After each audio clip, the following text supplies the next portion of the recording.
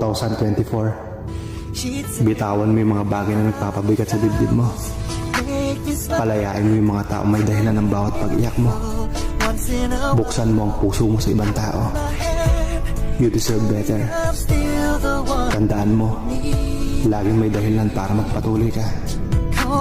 Kaya sa bagong taon, sundin mo ang puso't isip mo at gawin yung mga bagay kung saan ka magiging masaya.